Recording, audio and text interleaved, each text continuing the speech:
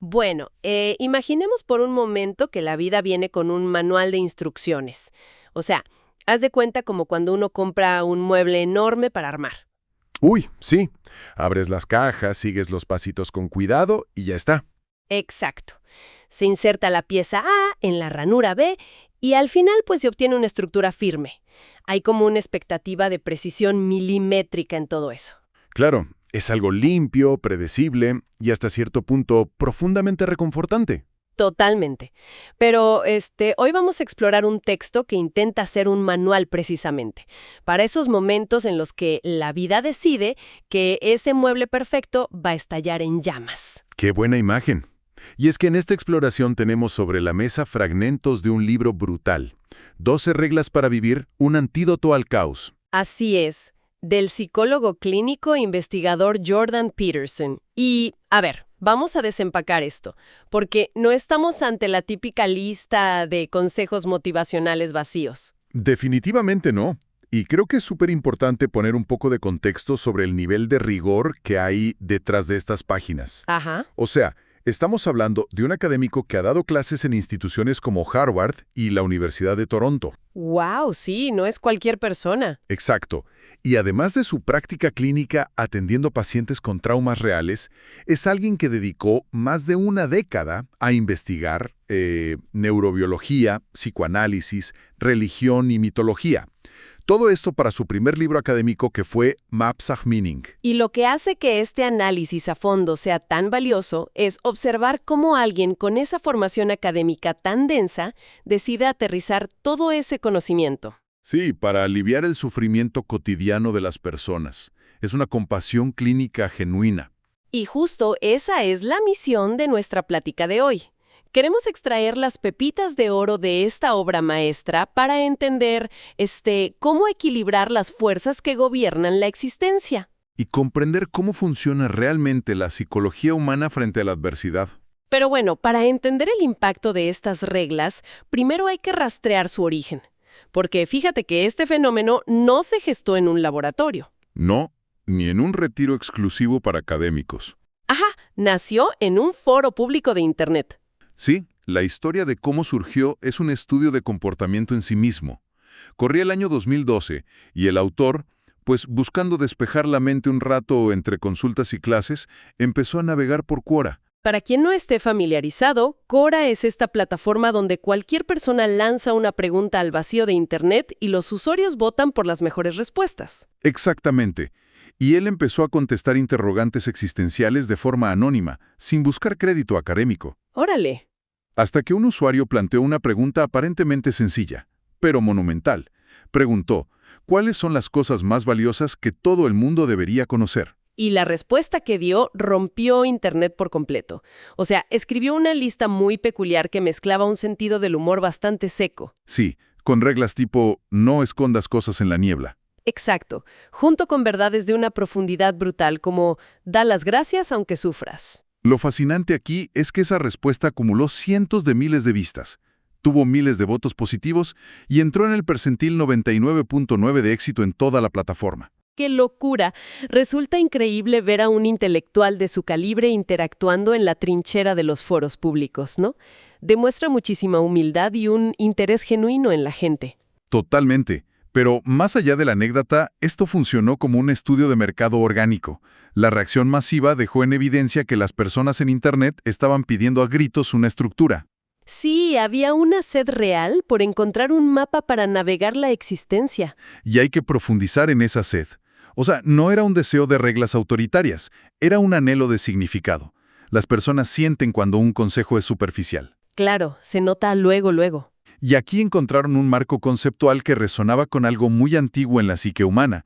Para construir ese mapa, Peterson recurre a la forma en que nuestros antepasados más remotos percibían la realidad. Ajá. Él postula que la mente humana no evolucionó para ver el mundo simplemente como un lugar objetivo, así lleno de materia y átomos. Exacto, sino que lo percibimos evolutivamente como un escenario donde actuamos. Y ese escenario está compuesto siempre por dos fuerzas fundamentales y opuestas, el orden y el caos. Esa premisa transforma por completo la forma en que uno experimenta un día cualquiera. Sí, a ver, el orden es el territorio explorado. Es la rutina de la mañana. Es saber que el semáforo en rojo hará que los autos se detengan. Es la estructura social que nos protege. Y a lo largo de la historia y la mitología se ha representado simbólicamente como lo masculino, la figura del rey sabio, el padre protector. Aunque también como el tirano cuando ese orden se vuelve excesivo, claro. Exacto. Y por otro lado, el caos es todo aquello que irrumpe sin avisar. O sea, la pérdida inesperada de un empleo, una enfermedad repentina, el colapso de una relación amorosa de la nada. Y simbólicamente es lo femenino, la naturaleza salvaje, la madre creadora y destructora. Fíjate que a mí me gusta imaginar que la existencia es como caminar sobre una cuerda floja tendida sobre un abismo. Ajá. O sea, si uno se cae hacia el orden absoluto, se asfixia. La vida se vuelve una tiranía predecible, monótona, donde simplemente no hay crecimiento. Pero si uno se cae hacia el caos absoluto, se ahoga. Es la crisis pura, el terror de no saber qué va a pasar en el siguiente segundo. Es una analogía súper clara. Y el objetivo de él es enseñarnos a caminar sobre esa línea. Exactamente, la imagen clásica que cristaliza este concepto es el símbolo del yin y el yang. Esa figura circular con una mitad negra y otra blanca. Donde cada mitad tiene un punto del color opuesto, ¿no? Sí, y ese punto es la clave de todo el argumento. Advierte que cuando uno está en la máxima seguridad del orden, el caos puede nacer desde adentro en cualquier momento. Y de la misma forma, cuando uno está sumergido en la oscuridad del caos, una nueva semilla de orden puede germinar. Por eso el objetivo maestro de estas reglas es entrenar a la psique humana para vivir exactamente en la línea que divide a ambos, un pie en el orden y otro en el caos. Porque ese es el único lugar donde surge el verdadero significado. Entendido este gran escenario filosófico, pues la pregunta inmediata que surge es puramente práctica. Claro, ¿cómo nos paramos físicamente frente a ese mundo? Literalmente. Y esto nos lleva de lleno a la famosa regla 1, que dice: enderézate y mantén los hombros hacia atrás. Y para fundamentar esto, el texto da un giro que te vuela la cabeza. Nos lleva al fondo del océano para hablar de biología evolutiva. Las langostas, es increíble. Resulta que estos crustáceos llevan unos 350 millones de años habitando el planeta. Ajá. Y sus jerarquías de dominación social funcionan reguladas por los mismos mecanismos neuroquímicos que los nuestros, específicamente por la serotonina. A ver, explícanos un poco la mecánica detrás de esto, porque es deslumbrante. Pues mira, en el mundo de las langostas, el espacio es limitado, así que constantemente entran en disputas territoriales. Cuando una langosta pierde, su cerebro experimenta una caída dramática en los niveles de serotonina. Y el resultado físico es inmediato, ¿verdad? Sí, se encoge, su postura se vuelve sumisa y su cerebro se reconfigura para evitar conflictos futuros. Se vuelve extremadamente reactiva al estrés. ¡Órale! En cambio, la langosta ganadora recibe un torrente de serotonina. Se estira, luce más grande y está dispuesta a enfrentar nuevos desafíos con calma. Y lo increíble es que nuestro sistema nervioso central procesa el estatus y la derrota con la misma calculadora química. Pero a ver, tengo que hacer de abogada del diablo un momento. Venga. Cuando uno escucha esto por primera vez, ¿no suena un poco al típico cliché de la autoayuda de finge hasta que lo logres? O sea, fake it till you make it. Es el escepticismo natural, lo entiendo. Pero la diferencia crucial aquí radica en la intención profunda. No es una fachada. Ajá. Si conectamos esto con el panorama general, erguirse físicamente es la aceptación voluntaria de la carga del ser. ¿Cómo es eso? Cuando uno echa los hombros hacia atrás, biológicamente está desprotegiendo los órganos vitales. Le comunica al sistema nervioso: oye, reconozco que el mundo está lleno de caos, pero decido no encogerme. ¡Wow! Al hacer esto consciente, el sistema nervioso literalmente se reconfigura. Exacto. Deja de emitir señales de presa acorralada, reduce el cortisol y permite que la serotonina estabilice las emociones. O sea, es como construir el arca antes del diluvio. Queda clarísimo que no es una pose superficial, es biología pura a nuestro favor. Así es. Y bueno, una vez que logramos esta firmeza hacia el exterior, tenemos que arreglar cómo nos tratamos a nosotros mismos, psicológicamente. Lo cual abre la puerta a la regla 2, que dice, trátate a ti mismo como si fueras alguien que depende de ti. Y este es quizás uno de los diagnósticos más agudos del libro, basado en una paradoja médica real. Aquí es donde se pone realmente interesante, porque las estadísticas que das son impactantes. Fíjate, si a 100 personas les recetan un medicamento crítico, un tercio ni siquiera va a la farmacia.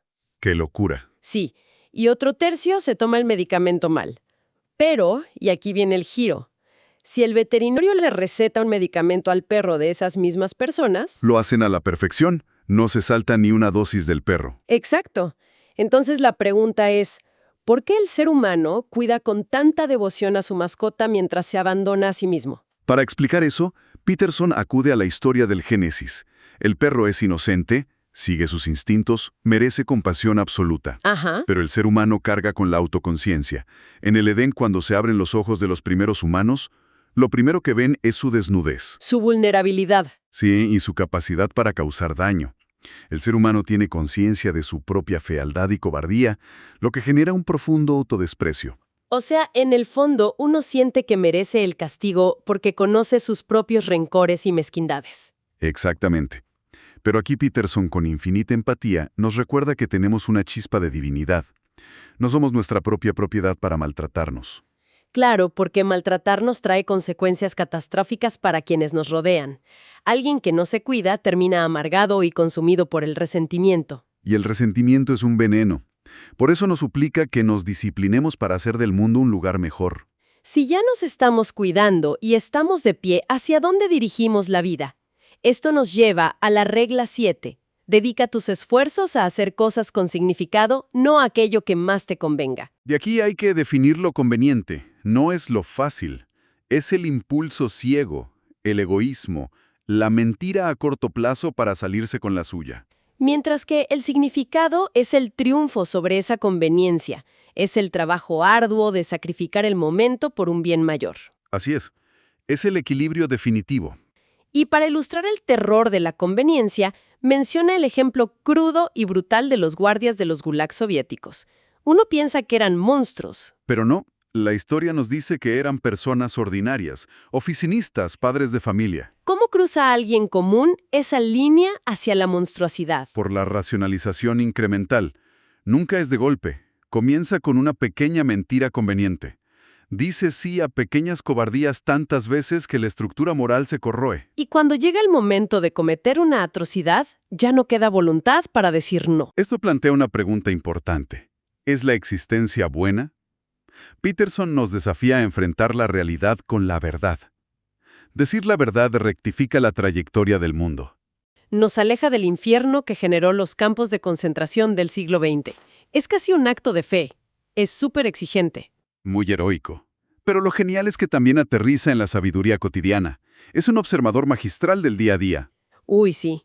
Como en la regla 11, que dice, deja en paz a los chavos que andan en patineta. Parece un consejo vial, pero no. Él entiende que el ser humano necesita el riesgo para forjar el carácter. Si quitas el peligro, haces a los jóvenes más débiles. Totalmente de acuerdo. Y esto lo conecta brillante con la crianza de los hijos. Habla de disciplinar sin tiranía usando el concepto legal de la fuerza mínima necesaria. O sea, ir escalando respuestas, desde decir un simple alto hasta advertencias más severas, demostrando su profundo intelecto legal e histórico aplicado a ser padres. Y para cerrar esta ráfaga de sabiduría, la regla 12. Si te encuentras un gato por la calle, acarícialo. Es un capítulo hermoso. Y fíjate que empieza con mucho humor pidiendo disculpas a los amantes de los gatos por hablar tanto de su perro. Sí, demuestra muchísima calidez humana, porque este capítulo nace de una oscuridad real, ¿no? La enfermedad de su hija. Exacto.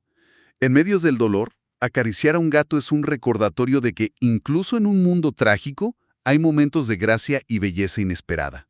Es encontrar luz en la oscuridad.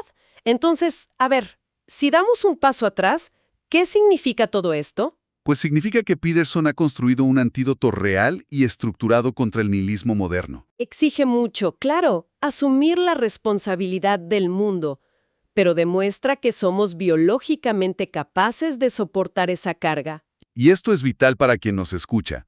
Si limitamos nuestras reglas, decimos la verdad y apuntamos alto, la vida deja de ser un caos insufrible. Se convierte en un viaje con propósito. Es la diferencia entre hundirse en la amargura o prosperar. Y para cerrar nuestra plática de hoy, hay un concepto transformador en la obra. Una pregunta que dice, ¿qué debo hacer cuando destrozo mis ríos? Ajá. Nos hace ver que es más fácil subyugar a un enemigo externo que gobernar nuestra propia alma.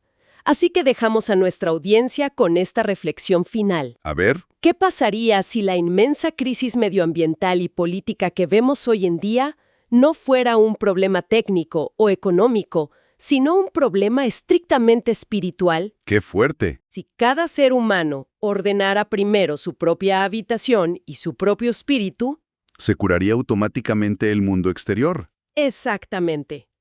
Es algo para llevarse a casa y pensar. Gracias por acompañarnos en esta exploración. Nos escuchamos en la próxima.